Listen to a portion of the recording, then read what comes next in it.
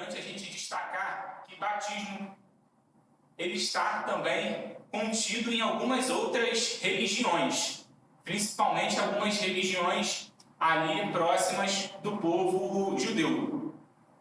Claro que nós falaremos aqui a respeito do batismo cristão, mas o batismo ou as ablusões, como está descrito na apostila, cerimônias rituais e que envolvem purificação com o uso de água, isso também está, em geral, com o uso de água, isso também está presente em outras religiões, como, por exemplo, a gente pode ver outras religiões, como os egípcios, os persas, os hindus, que eles têm todo um ritual de purificação das mãos antes da reza. Além disso, uma prática muito comum na cultura antiga, em especial entre os gregos e romanos, destacando os romanos, era esse ritual chamado taurobólio, em que ali um touro ele era sacrificado em honra a Cibele. E aí um homem ele ia para o fundo de um poço para receber o sangue daquele touro. E assim ele recebia um batismo de sangue daquele animal para purificação e ao mesmo tempo para honra ali dos deuses em que havia aquela crença. Então essa é apenas um exemplo de que o batismo em si, essa imersão no sentido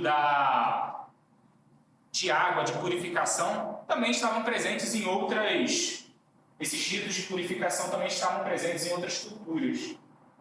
No contexto judaico, nós temos o chamado batismo de prosélito, que era quando um não-judeu se convertia à fé judaica. Então, ele passava ali depois pela circuncisão e em tempos depois ele era submetido a um batismo, um ritual de purificação. Os judeus, eles tinham essa prática bem forte de purificação, lavagem. E como que eles faziam isso? Eram por meio de diversos banhos, seja um banho na mão, seja um banho até mesmo no corpo inteiro. Na Bíblia, a gente vê o batismo aparecendo pela primeira vez com o batismo de João Batista. E se alguém puder ler Marcos 1, do 4 ao 5, que aí vai ilustrar um pouco desse batismo de João Batista, que simbolizava o sinal de aceitação da sua palavra, de arrependimento e chegada do Messias. Tudo isso que eu estou falando está na nossa apostila também. Na nossa apostila, claro, está bem mais sintetizado todo o conteúdo, mas alguém pode ler Marcos 1, 4 e 5. Apareceu João Batista no deserto, pregando batismo de arrependimento para a remissão do pecado. Saiu a ter com ele toda a província da Judéia, todos os habitantes de Jerusalém, e confessando seus pecados, eram batizados por ele no Rio Jordão. Perfeito. Essa é o primeiro registro de batismo ao longo da Bíblia. Há quem diga que esse batismo de João possa ter alguma relação com esse batismo de prosélito, que era uma prática de ritual que o povo judeu fazia com os gentios, digamos assim, aqueles que não professavam a fé no judaísmo, entravam no judaísmo. Mas é algo que não existem argumentos fortes para dizer que, de fato, o batismo de João Batista foi derivado desse batismo que está na tradição judaica. Até porque o sentido do batismo de João ele era carregado de novas significações e um significado espiritual mais amplo, como, por exemplo, não apenas purificação, mas arrependimento e o anúncio de um novo reino, que era o reino de Jesus.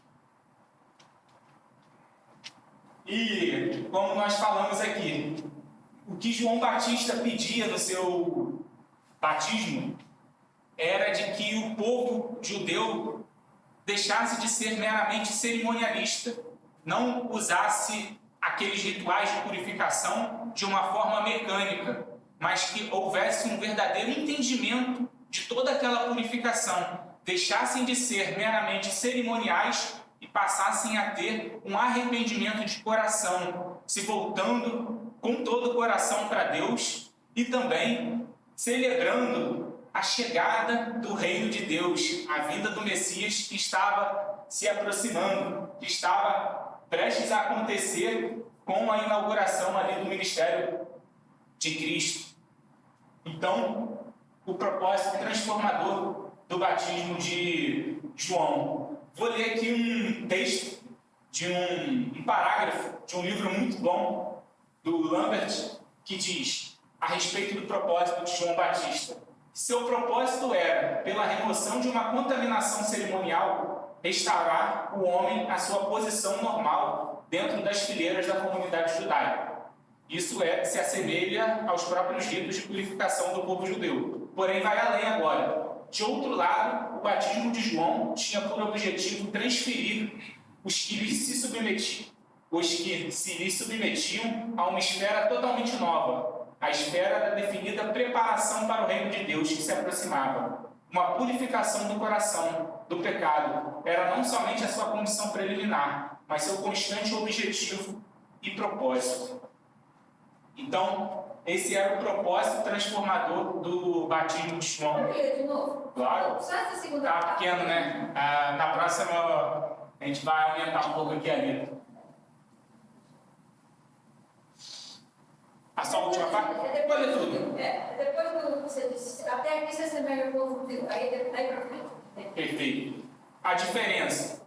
Do outro lado, o batismo de João tinha por objetivo transferir os que lhe submetiam a uma esfera totalmente nova, a esfera da definida preparação para o reino de Deus, que se aproximava. Uma purificação do coração, do pecado, era não somente sua condição preliminar, mas seu constante objetivo e propósito. Então, só fazendo aqui uma arrumação. O povo judeu, eles tinham diversas cerimônias e rituais de purificação. O batismo de João, quando aparece, é o primeiro batismo, o primeiro relato de batismo que aparece na Bíblia, embora na tradição judaica exista também, há também o batismo de prosélito, que a gente falou.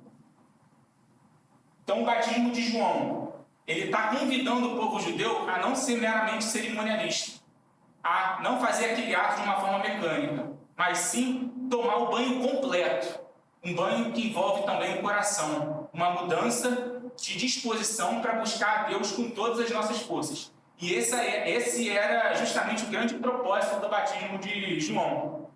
Trazer essa condição de arrependimento. Não apenas um ritual, mas sim um coração. E além disso também anunciar a chegada do reino de Deus. Ficou claro? Eu não entendi. Não. Perfeito. Agora tá certo? Então beleza. Então esse era o propósito transformador do batismo de João.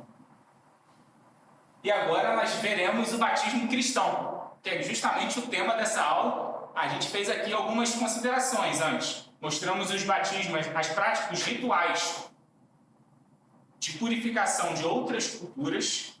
Mostramos o ritual de purificação envolvendo o chamado batismo de prosélito. Falamos do batismo de João Batista. E agora, de fato, nós falaremos a respeito do sacramento do batismo, da ordenança do batismo que foi instituída por Jesus Cristo. E para isso, nós voltaremos naqueles 2 versículos que nós lemos ali no início da aula, quando Jesus ele dá a ordem instituindo o batismo cristão, e assim como algo a ser perpétuo pela igreja, pelos discípulos. Mateus 28, 19 ao 20, diz: Ide, portanto, fazei discípulos de todas as nações, batizando-os em nome do Pai, do Filho e do Espírito Santo, ensinando-os a guardar todas as coisas que vos tenho ordenado.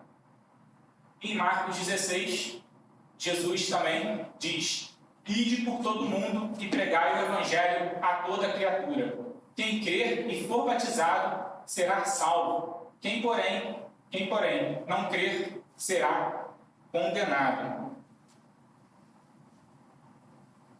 Então, por meio dessa ordenança, por meio dessa comissão, alguns elementos estão ali sendo indicados, como, por exemplo, a pregação universal. Os discípulos deveriam ir por todo mundo pregar o Evangelho.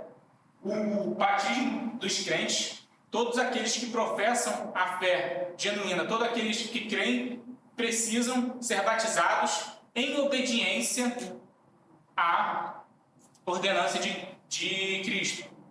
Como nós falamos, e aqui é importante repetir, o batismo cristão não é considerado como uma prática necessária para a salvação, como os católicos alegam ser, através de uma interpretação literal desses versículos. Por exemplo, quem crer e for batizado será salvo. Mas nós não cremos que o batismo é uma condição necessária para a salvação, mas uma vez que nós somos discípulos de Cristo e nós obedecemos à vontade dele, nós nos submetemos a essa ordenança, assim como nós nos submetemos a outras vontades instituídas, faladas pelo próprio Cristo, como, por exemplo, orar, amar, perdoar. Aqui, de uma forma especial, nós obedecemos ao batismo como um sacramento, que além de ser ali uma ordem, nós vimos na aula passada, existe toda uma relação de meio de graça. Ao fazer esse ato, pela fé, a igreja também é fortalecida. Então, os elementos ali da grande comissão de Cristo, além da pregação, além do ensino, tinha também o batismo, que é justamente a ordenância tema da aula de hoje. E Jesus ali, revestido de toda a autoridade, na grande comissão ele já havia sido morto, ressuscitado, ele ali fala que toda a autoridade lhe foi dada, então ele acrescenta ali as palavras de conforto também aos seus discípulos, e ele diz que estaria conosco até o final dos tempos, indicando justamente também que nós não estamos sozinhos nessa missão, mas sim o próprio Jesus está conosco. Pedro, se Jesus diz que quem crer e for batizado será salvo, não é identifica se uma pessoa crer e não for batizada. É a mesma relação que a gente pode considerar para o ladrão da cruz. Ele não foi batizado, mas o próprio Jesus disse que ele mesmo naquele dia, o ladrão estaria com ele no paraíso. Então, mais uma vez, isso só reforça que o batismo não é uma condição necessária para a salvação. Porém, havendo possibilidade, o cristão ele não pode, de uma forma rebelde, se recusar a passar por esse sacramento. É algo, sim, que nós devemos nos sujeitar. Então, Davi, como é que... Mas como é que a gente, então, interpreta Marcos 16:16? Esse será salvo? Porque parece uma adição. Aparentemente, eu tenho duas condições na hermenêutica literal. Tá? Tem duas condições para ser salvo. Marcos 16:16. Crer e ser batizado. A despeito de ter centenas de textos bíblicos, romanos, por exemplo, do ladrão da cruz, que não foi batizado, foi encontrado no paraíso, enfim. Mas eu quero tratar de Marcos 16:16. De que salvação está sendo tratada aqui? Ou por que está essa salvação no texto? Ou a salvação se refere só ao crer e o batismo aqui era um ato, uma consequência imediata da conversão e por isso... Enfim, qual é a interpretação, qual é a justificativa para Marcos 16:16 ter aqui salvação associada ao batismo? Até porque logo embaixo está escrito, mas quem não crer será condenado.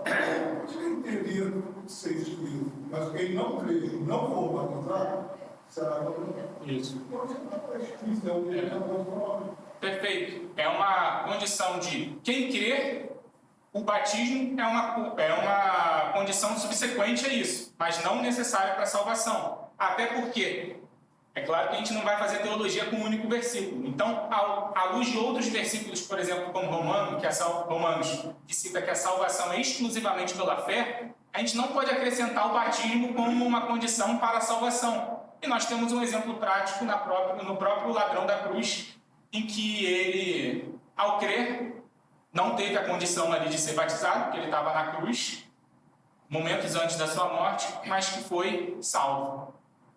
Diga, Antônio. Versículo é assim: quem crê e for batizado será salvo, mas quem não crê será condenado. Jesus estava no meio ali daquele governo de novo. Eu queria dizer: quem não crê e não for batizado será condenado. Mas ele fala: quem não crê. Então, só lá na frente ele vai falar assim: se com a tua boca confessar que Jesus como Senhor e crer que o teu coração que Jesus foi dentro do nome, tu serás salvo. Agora, como o Davi está dizendo, isso não é você gerar o problema, porque você não vai ser batizado. A gente tem que seguir, né, o sacramento, mas isso não é dispensável para as palavras da batismo. Perfeito. E até abrindo aqui um parênteses. Esse texto de Marcos, na minha cabeça, ele é muito complicado. Porque se você continuar lendo aí também, eu sempre tive esses questionamentos daqueles que pegaram serpente, não, tem uma série de coisas que hoje não acontece, né? E a gente crê. Então, sempre foi assim meio complicado na minha cabeça, sabe? Quando eu queria criar problema, mas eu acho um texto assim muito, não sei, A gente vai voltar nesse texto de Marcos daqui a algumas aulas sobre dons espirituais e sobre a obra do Espírito Santo. Vai ser até uma aula, a gente vai voltar nesse texto. Sobre esse, porque, de uma forma na qual quem é batizado diz assim: esses sinais não me acompanharam aqueles que creem. O meu nome, expeliram demônios, falaram de novas vidas. Isso aí acontece com muita gente hoje no dia ainda, com certeza. Mas eu acho que não acontece com todos aqueles que creem. Não é? Eu sei que tem muita gente que pode dizer, não sabe ninguém fazer nada, está dentro desse texto, mas não é total, não é para todo mundo. Alguém deve ter sido justo e virar pela fé. Isso aí, exatamente. Paulo citando Abacuque, justamente reforçando que a condição para a fé é justamente que a condição para a salvação é justamente a fé. Fazendo aqui uma relação importante do batismo de João Batista com o batismo de Jesus. Fala, Marcos. Abraão creu e não foi batizado. E assim como ele, aqueles que creram no Messias que viria, foram salvos. Não foram batizados. Perfeito. Boa. Marcos utilizou aqui um argumento do Antigo Testamento de que, de fato, ali aquele povo não foi batizado, embora ali naquele contexto do Antigo Testamento era a circuncisão, não havia sido instituído o batismo, mas há essa relação entre a circuncisão e o batismo. Você pode fazer uma analogia da circuncisão com a inclusão também na fé do Antigo Testamento. É uma boa analogia para o batismo. Perfeito. Também pode. O não circuncidado também poderia ser convertido à fé, qualquer motivo não pôde ser circuncidado, nem por isso ele deixou de ser Perfeito. prosélito. Exatamente. Tanto é que quando Abraão recebeu a ordenança da circuncisão, ele ainda não havia sido circuncidado, mas pela fé ele se submete àquilo e foi um ato subsequente, e não uma condição preliminar.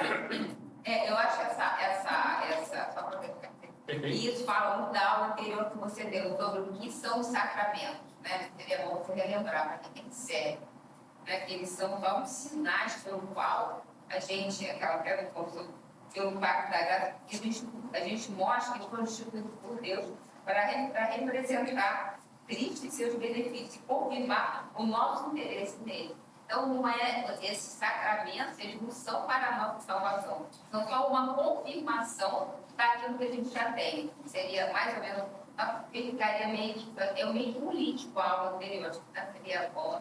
Então, com certeza. Estamos aqui continuando a aula anterior.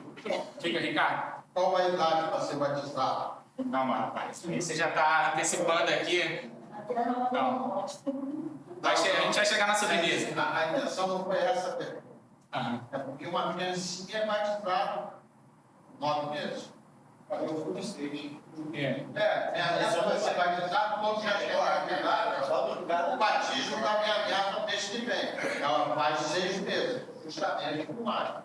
Mas ela ainda não vê. Vou só falar adiantar, mas daqui a pouco a gente vai voltar. E uma das sistemáticas que a gente usa na preparação faz justamente uma relação histórica.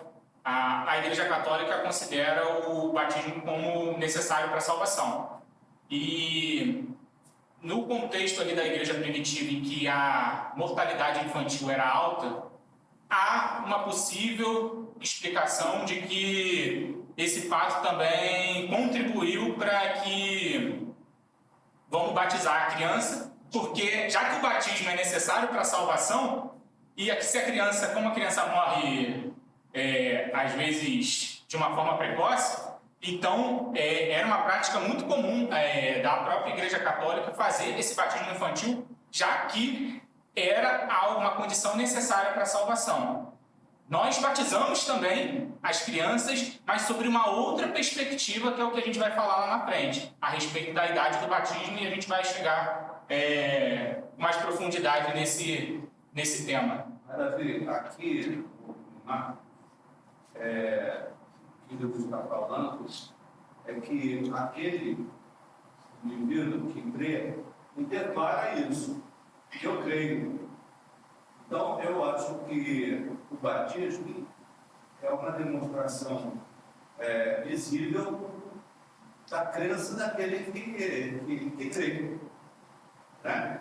Isso, perfeito. É o que a gente falou na aula passada, teologia visível. Algo externo confirmando algo interno que já aconteceu. Mas não somente fica nessa relação, porque quando isso é feito pela fé, isso também fortalece a igreja, como a gente viu a respeito do sacramento, tanto do batismo quanto da Santa Ceia. Acho que o ponto dele criança que não crê ainda, como é que pode ser batizado? Acho que esse é o ponto. Acho que foi por isso pela pergunta dele. Tá, entendi. Eu acho, interpretando sua questão. Porque seria por causa da batizada. Ele queria te pegar, dizendo que você só precisa é algo externo que está interno. E a criança que não tem nada internamente. Calma, É isso, a gente vai chegar, tem toda uma explicação. Seria por causa daquele texto, já envia Deus pequeninos pelos tais. Também, é um dos... Mas a gente não trata de batismo, né? Não. Então aí dá uma forçada boa. Calma. Dá uma Gente, forçada boa. vamos chegar lá, ó, Ricardo, daqui a pouco a gente vai tratar isso. É um tópico para aula mesmo. E essa aula, de uma forma mais específica, seria batismo e Santa Ceia. Vai ser só batismo. E na aula que vem a gente vai falar de Santa Ceia. Nem falei isso com o Ângelo e com o Simas ainda, mas a gente vamos precisar reorganizar aqui o nosso programa. Mas está tranquilo, não precisamos ter pressa. Então, voltando aqui, nós falamos a respeito do batismo instituído por Cristo, e é possível, sim, fazer, e uma coisa que uma coisa que seja importante termos em mente é a relação do batismo de João com o batismo de Jesus. Esses batismos, é claro que eles têm diferenças. O próprio João Batista dizia que ele batizava com água, mas haveria alguém que iria batizar com o Espírito. Então, por esse versículo, a gente já pode considerar que existem diferenças entre esses batismos. Porém, há também semelhanças. E essas semelhanças, elas estão aqui, de certa forma, indicadas. Eu vou pedir para alguém ler Mateus 3, 7, 8 e Atos 2, 28. Mateus 3, 7 e 8. Vendo ele muito dos fariseus, dos saduceus, que vinham ao seu batismo, que Deus. A raça do Deus, ele nos ensinou a construir da era do produz todos que ele gosta de nós. Isso aí é João Batista se referindo aos fariseus, o chamando de hipócritas, raça de víboras, e dando essa condição para eles saírem dessa relação mecânica, cerimonial, mas sim produzir arrependimento verdadeiro no coração. E agora Atos 2, 28. Quiseste-me conhecer os caminhos da vida, me encherás de alegria na tua presença. Esse é Atos 2, 28? Então acho que eu errei. Não, é em Atos 2, quando Pedro fala quem crer e for batizar. Tá, se eu puder conseguir achar aí, referência aqui. Acho que eu botei errado mesmo. É 21, acontecerá toda aquilo que provocado como Cristo será salvo. Esse Atos 2, 21. Não. Deixa eu. É na pregação de Pedro ali. Deixa eu pegar aqui rapidinho. Atos 1:22, é Atos 2:38.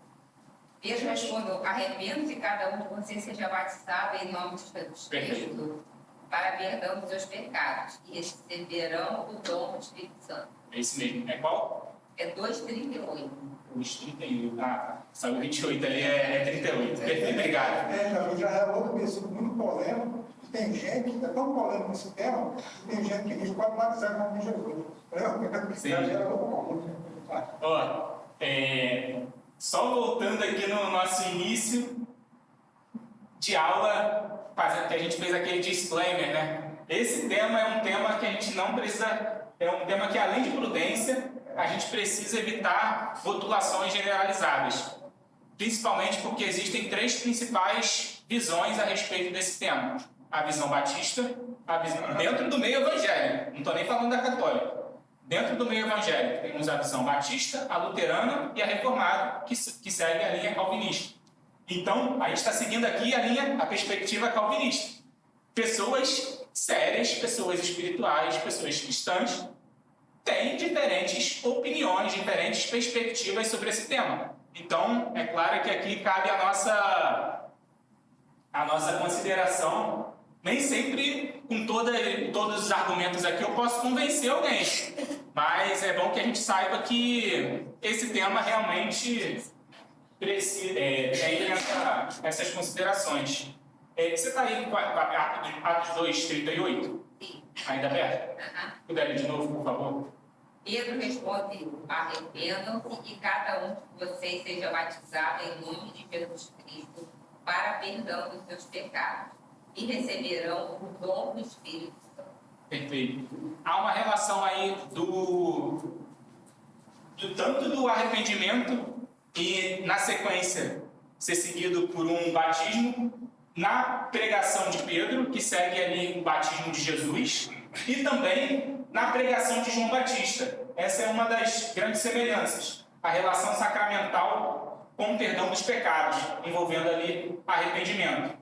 Algumas diferenças, como por exemplo, o batismo de João ainda pertencia, embora João ali esteja descrito no Novo Testamento, ele ainda pertencia à antiga dispensação e como tal apontava para Cristo no futuro. O fato é que Jesus, ele, ao se submeter ao batismo de João Batista, ele inaugura ali o seu ministério público, inaugurando a vinda dessa nova vida que há em Deus.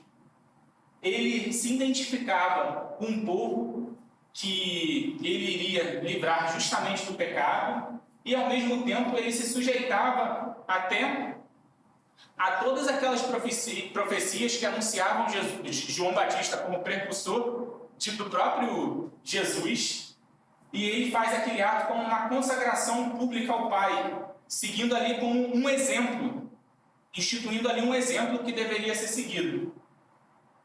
E agora Jesus, depois de ressuscitado, ele envia a igreja para fazer discípulos, batizando em nome do Pai, do Filho e do Espírito Santo.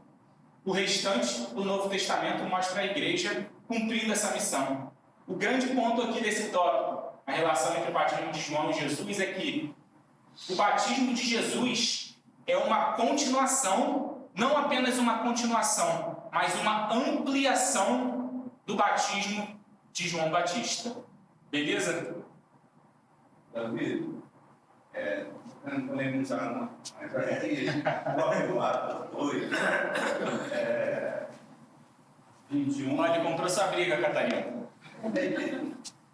Atos 2:21 diz: e acontecerá que todo aquele que invocar o nome do Senhor será salvo. Está fazendo uma menção ao que Joel fala lá em Joel 2:32. E acontecerá que todo aquele que invocar o nome do Senhor será salvo. Então, mas Jesus ampliou, como disse aí, já a demonstração visível, né, de que recebe o batismo e será salvo, mas não é necessário o batismo.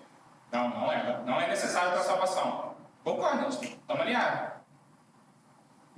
Fala, Pegorinho. O batismo ele seria assim, uma espécie de selo e uma declaração pública, e também espiritual, de uma coisa que acontece internamente na relação do indivíduo com o Cristo, direto, né? Perfeito. Isso mesmo. A fórmula batismal. Gente, alguém se arrisca a dizer o que está escrito aqui? Eu já dou uma dica. Está literalmente em grego. Não que eu saiba grego, tá? Eu também não saberia o que está escrito aqui. Alguém quer dar um pitaco? Sem medo de errar, porque não tem como... A não ser que a pessoa saiba grego. Eu vou dar uma dica. Essa expressão ela foi traduzida pela Vulgata como em nome. É isso aí. Em nome do Pai, do Filho e do Espírito Santo. Essa é uma tradução que a Vulgata, que foi ali a forma de traduzir para o latim, Vulgata é de livre distribuição, traduziu o termo grego para o latim. Em nome do Pai, do Filho e do Espírito Santo. E os apóstolos, eles receberam isso de Jesus. E é claro que nós, nessa aula de hoje, vamos analisar também um pouco dessa fórmula batismal, porque não é apenas...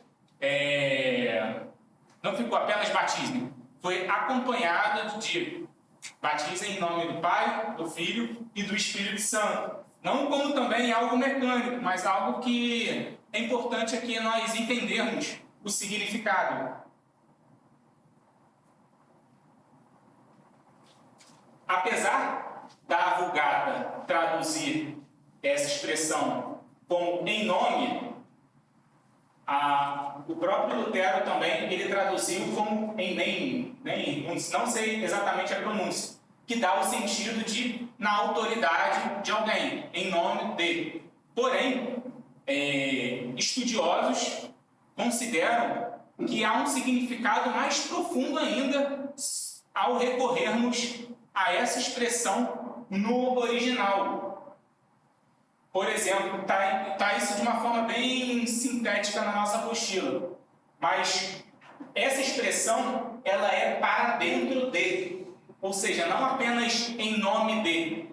Mas quando você é batizado para dentro de algo. E quando você está batizando em nome ali do Deus Trino, na expressão original, você está sendo colocado numa relação com o Deus Trino. E, de acordo com Berkhoff, que é um dos autores que a gente... Berkhoff, na verdade, que a gente usa ali nas nossas aulas, ela é mais indicativa, essa expressão ela é mais indicativa para um fim. Portanto, pode ser interpretada no sentido em relação a ou para fazer a profissão de fé em alguém em sincera obediência. Essa mesma expressão é a que está em 1 Coríntios 1,13, quando Paulo diz: será que Cristo está dividido? Foi Paulo crucificado por amor de vós? Ou foste vós batizados dentro de... Aí o nome dele. Será que vocês foram batizados para dentro de Paulo? É isso que Paulo está questionando aqui. Ou vocês foram batizados para dentro da relação com Deus. E algumas outras passagens aqui que representam também essa mesma palavra, essa mesma expressão no sentido de para dentro de algo. Então, por que a gente está falando isso tudo? O que a gente tira disso tudo? É que a fórmula batismal, além de ser ali como uma instrução, não precisa ser seguida de uma forma meramente mecânica. Ela carrega um significado nisso. E ela carrega um significado de, pelo batismo, o participante é colocado num relacionamento especial com a autorrevelação divina. Ele se apresentando a dar um passo externo, confirmando algo interno de que agora ele está em uma relação com o Pai, o Filho e o Espírito Santo. E isso carrega um sentido também dele viver de acordo com aquele passo que ele está dando. Por quê? Porque ele foi batizado para uma relação íntima, de união com o próprio Deus. Então o batismo ele tem todo esse, dos significados do batismo. Esse sinal de união com Deus. Por consequência, uma vida que vai buscar viver de acordo com o padrão estabelecido por esse próprio Deus. Então, interpretada sobre essa luz, a fórmula batismal indica que, pelo batismo, o participante é colocado num relacionamento especial com a autorrevelação divina e com Deus que se revelou. E revelou o que deseja ser para o seu povo. E, ao mesmo tempo, torna-se dever imperativo viver à luz dessa revelação. E esse é um dos significados do batismo, que também está na nossa apostila, o significado de união com Deus. Mas há também um outro significado, que é o significado de lavagem e purificação, que é o que nós veremos agora. Eu estou achando, Ricardo, que não vai dar para falar do batismo infantil, hein? Só veio para isso aqui hoje. A semana deixou passar. Eu estou aqui enrolando para ganhar um tempo. Brincadeira. Então vamos lá. Purificação dos pecados. Além do significado de união, a entrada do corpo de Cristo, que é uma consequência do significado da fórmula batismal, há também um outro significado para o batismo, que envolve a purificação dos pecados. Uma verdade espiritual que vem desde o Antigo Testamento e também está presente no batismo de João. Alguém pode ler Salmos 51, 7 e Ezequiel 36, 25.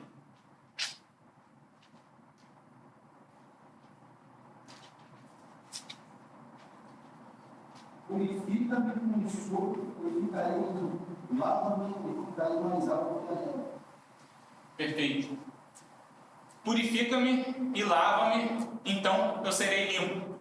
Mostrando que no Antigo Testamento, todo esse sentido de lavagem está relacionado com purificação, aspersão dos pecados. Ezequiel 36, 25.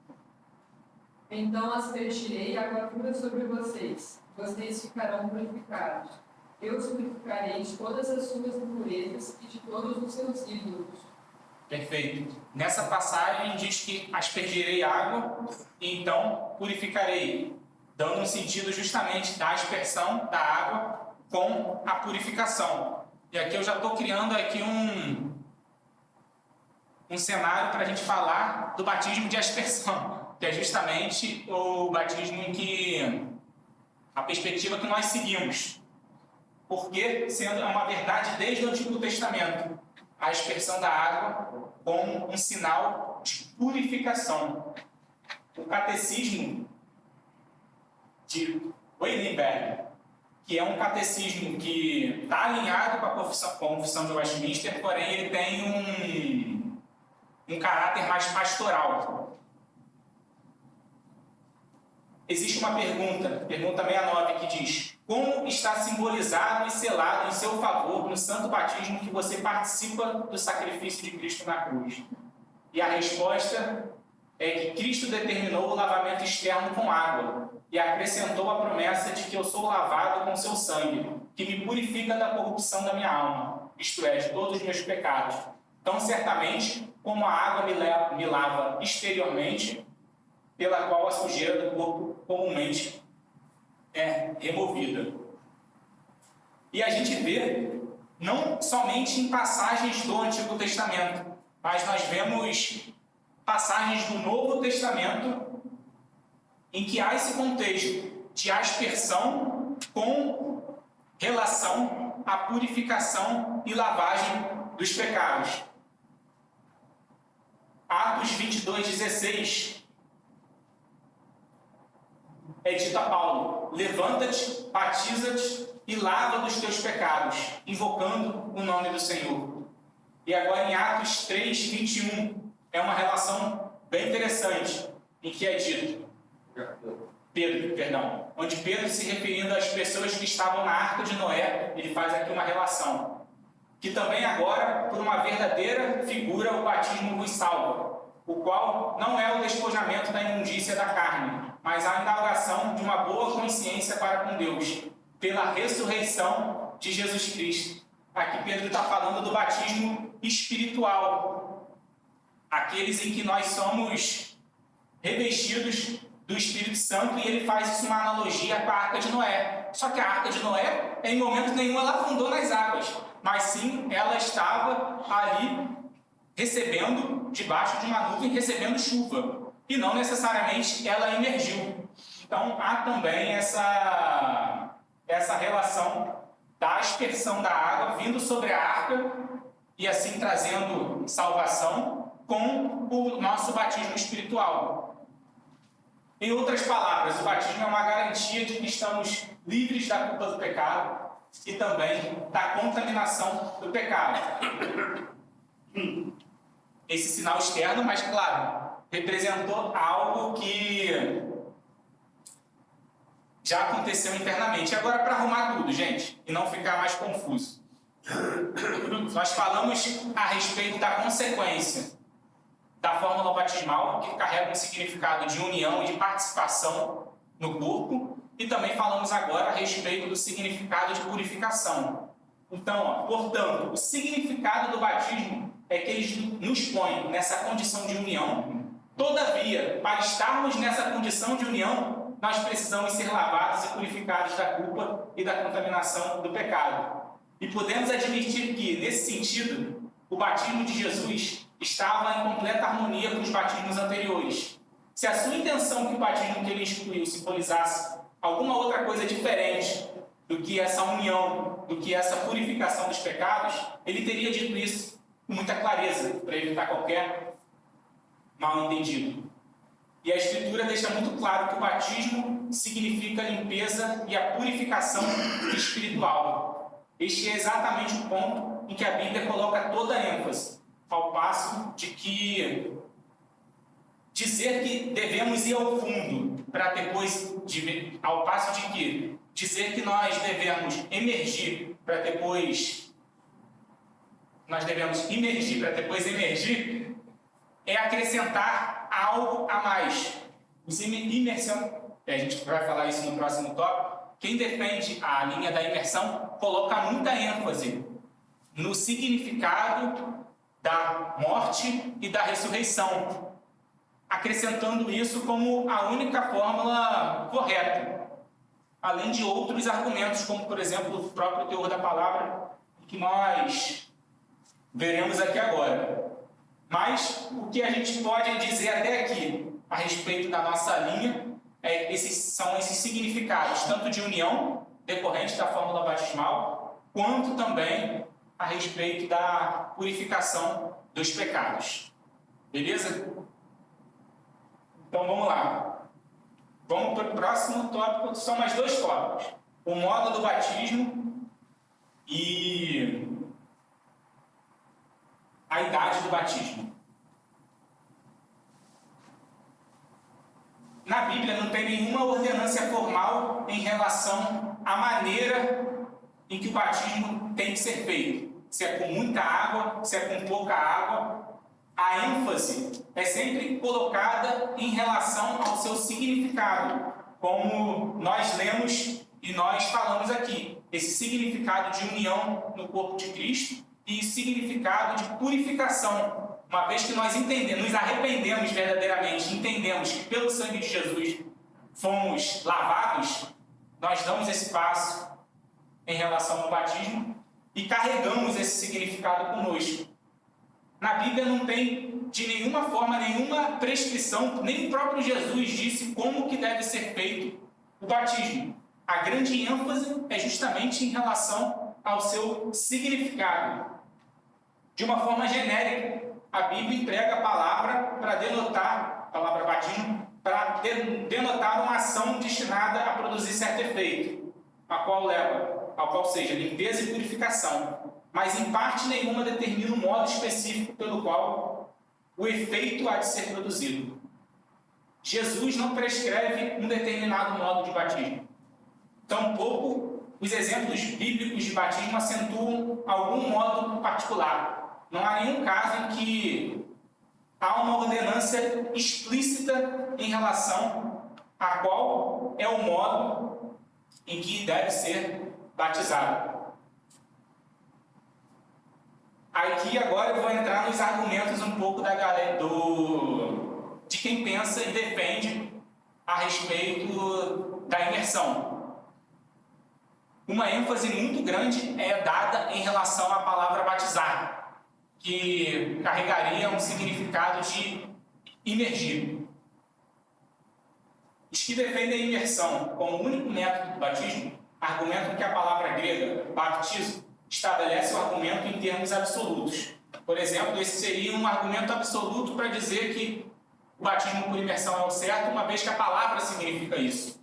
Porém, nós vemos em algumas outras passagens, como essa própria passagem da arca, em que há uma relação do batismo com a arca, que não imergiu, em que a palavra baptizo não significa imersão. Olha só, Lucas 11, 37, 38. Vou ler aqui só para a gente ganhar um pouco de tempo. Acabando Jesus de falar, um fariseu o convidou para almoçar com ele. E, havendo Jesus entrado, reclinou-se à mesa. O fariseu admirou-se, vendo que ele não se lavara antes de almoçar. Essa palavra aqui, se lavar, é justamente a palavra baptizo. E ela não significa dizer que Jesus tenha que... Isso não quer dizer que os fariseus ficaram surpresos com o fato de Jesus não ter tomado um banho, e sim com o fato de Jesus não ter purificado as suas mãos. Então, nesse contexto dessa passagem, a palavra baptizo está associada com uma lavagem que representa justamente a purificação, uma lavagem. Mas, de forma alguma, quer dizer que os fariseus ficaram surpresos com o fato de Jesus não ter sido imerso na água, por assim dizer. Em 1 Coríntios 10, 11, é dito que Israel foi batizado, mas estava sobre as nuvens. Alguém pode ler, por favor? 1 Coríntios 10, 1, 2.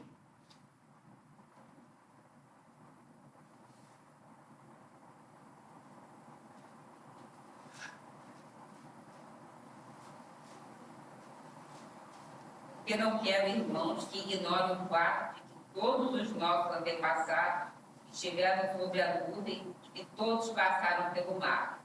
Em Moisés, todos eles foram batizados na nuvem e no mar. Perfeito. Em Moisés, todos foram batizados na nuvem e no mar. Mas só quem foi imerso no mar foram os egípcios, que ficaram dentro das águas. O povo de Israel, ele não foi imerso em nenhum momento, mas essa passagem diz que eles foram batizados no mar. Ou seja, é a palavra baptizo não carregando um significado de imersão, mas carregando um outro significado, um significado espiritual. Em 1 Pedro 3,21, que fala a respeito da arca, a arca, Noé e sua família foram batizados. Porém, outra vez aqui, vamos ler, é melhor. 1 Pedro 3, 20 e 21.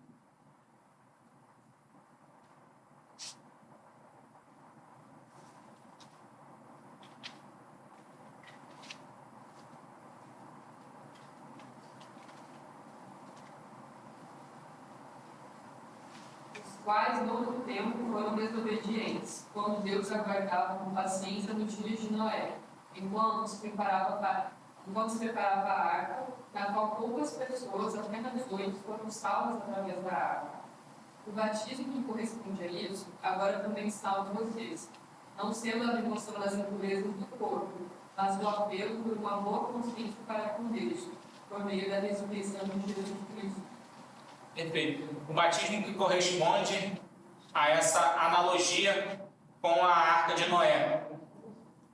Nesse texto também a palavra batismo é empregada, mas em momento nenhum a arca imergiu e depois emergiu. Apenas a arca recebeu água pela chuva. Então é mais uma evidência de que esse argumento que é dito como um argumento absoluto, esse argumento é falho, porque a palavra batismo em outros contextos vem acompanhado de um significado de não imersão, mas sim um significado de lavagem de pureza, como a gente tem repetido aqui, porque é justamente a nossa teologia reformada dá muita ênfase nisso. Batismo como uma purificação, a expiação do pecado. E além desse significado, o significado de união com o corpo de Cristo. E por fim, a gente tem o... Vou para talvez esse argumento aqui. O argumento de que há ainda um argumento com base no batismo de Nosso Senhor e daquele eunuco etíope, que está lá em Atos. Nós somos informados que o Senhor saiu logo da água e que o Filipe que batizou o eunuco, eles também saíram das águas. Alguém pode ir abrindo aí em Mateus 3,16, em Atos 8,39.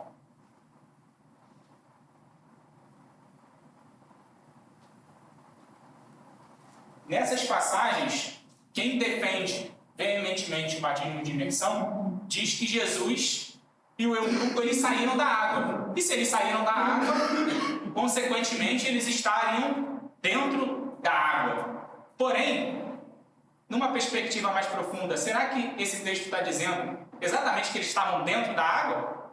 E é o que... Alguém pode ler aí, por favor, Mateus 3,16. Batizando Jesus, saiu logo da água, e eis que se lhe abriu o céu, e viu o Espírito de Deus descendo como pomba, vindo sobre ele. Perfeito. A grande ênfase aí é que Jesus saiu logo da água, assim como em Atos 8,39. Quando estavam saindo da água, o Espírito do Senhor lhe arrebatou a figura, por aquilo não viu mais, contudo, pleno de alegria do Senhor. Perfeito. Obrigado, Antônio. E agora a resposta. Aí nós estamos também num aspecto, né? Filipe entrou na água. Então, agora justamente a resposta para esse argumento.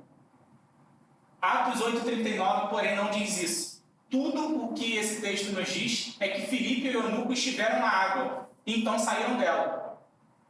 Posto que se diz que ambos saíram da água. E se pretende provar que o eunuco foi totalmente imerso, então Filipe também deveria ter sido totalmente imerso. Mas Filipe foi quem justamente estava batizando. Então, se a expressão serve para os dois deveriam ter sido imersos. E, na verdade, Filipe estava batizando o eunuco. Então, o que se pode também concluir desse texto? Que eles estavam em pé sobre as águas, e ali, em pé sobre as águas, houve um batismo por aspersão, tanto de Jesus quanto de Filipe, quanto do eunuco, feito por Filipe. Não necessariamente esses textos estão querendo dizer que ambos foram imersos nas águas.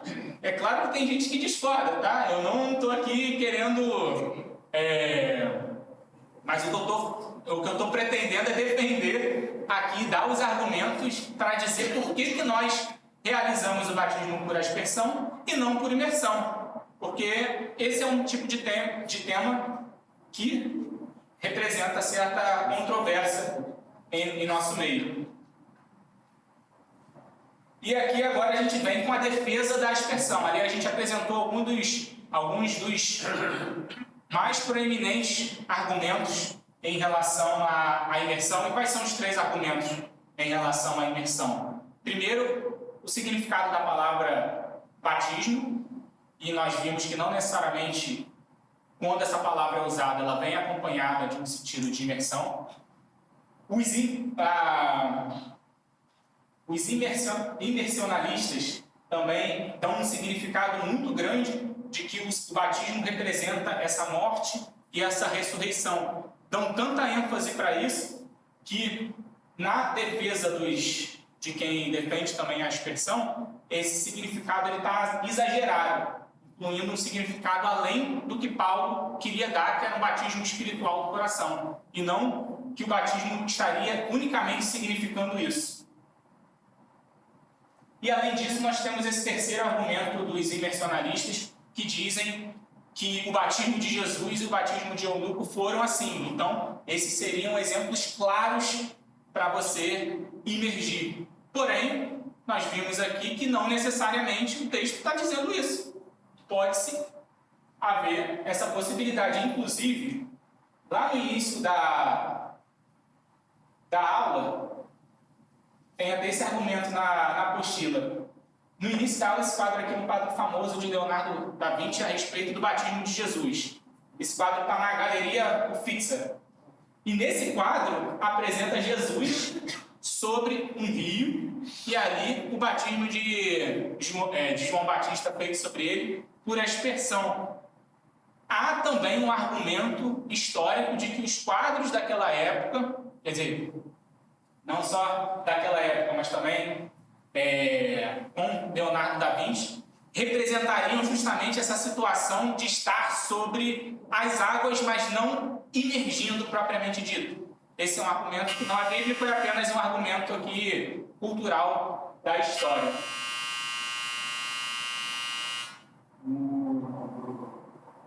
Apenas para finalizar aqui essa questão da criança. Calma, tela que vem também. Essa é a criança. A defesa da aspersão. Por que nós fazemos da forma como fazemos? Primeiro, porque no Antigo Testamento as coisas eram postas à parte, purificadas, consagradas e santificadas por aspersão. Os cantos do altar eram aspergidos com sangue, e o sangue era aspergido diante da cortina do lugar santo. Ou seja, a aspersão é uma verdade espiritual carregada desde o Antigo Testamento, representando purificação e lavagem. Números 19, por exemplo, o pecado era remido por aspersão com água, no qual se lavava as cinzas de uma novilha. E há também um simbolismo entre todas aquelas práticas do Antigo Testamento com o Novo Testamento. O autor da Epístola de Hebreus usa esse simbolismo. Ele fala que, tendo sobre nossos corações purificados da má consciência. Em outras versões, está escrito, tendo os nossos corações aspergidos da má consciência, são purificados por aspersão com o sangue de Cristo. Então, considerações finais sobre o modo para a gente fechar esse bloco e terminar a aula. O Antigo Testamento faz uso da aspersão para purificar, o que parece significativo e importante por todos os autores da teologia sistemática que defendem a visão reformada. E há, finalmente, um outro argumento também que vale. Milhares de pessoas iam para João Batista, atendiam a sua pregação e eram batizadas por ele. Certamente, se o batismo de imersão fosse o batismo como geralmente é feito hoje, entraria a questão do fator físico ali, a limitação da própria água para batizar milhares de pessoas por imersão. Então, diante disso tudo, a gente falou muito, mas ao mesmo tempo não disse nada, porque a gente não consegue provar exatamente, e nem há registro bíblico, e nem há uma orientação de Jesus a respeito do modo correto do batismo. Então, a conclusão equilibrada, que é própria da nossa teologia reformada. certamente não há como chegar a alguma conclusão final e, portanto, um único ponto de vista. O que vale a pena alguém adotar é que admite ambos os métodos. Tanto é que na nossa igreja, embora o nosso batismo seja por aspersão, quem vem de uma outra igreja e foi batizado por imersão, esse batismo também é aceito aqui. Você não precisa de um novo batismo, justamente por considerar que essa é uma questão em aberto. A gente, claro, tem significados bem fortes do Antigo Testamento a respeito da aspersão e todos aqueles argumentos que a gente já falou aqui. E a conclusão que a gente chega é que nós fazemos por aspersão carregando todo esse significado do Antigo Testamento. Porém, um irmão que veio de uma outra igreja e que foi batizado por imersão, ele será aceito sim no corpo de Cristo, uma vez que não é o modo que é o mais importante, e sim o simbolismo, o que aconteceu no coração. Amém? Amém. E aqui, gente, ó, Mas eu nesse encerro. momento, Davi, entre os batistas tem muito pecado, precisa de muita água. Os presbiterianos têm pouco pecado. É definitivo. Aqueles que são batizados 2 vezes. Aí é um questão de pecado. Ó, aula que vem, nós vamos começar falando quem pode administrar o batismo, quem pode efetuar o sacramento e quem pode receber o batismo, e aí entra na questão também do batismo das crianças, e a gente vai falar tudo com calma para não passar nada correndo aqui. Beleza? Então fechou, gente. Até a aula que vem, se Deus quiser. Aula que vem, finalzinho de batismo e Santa Ceia também.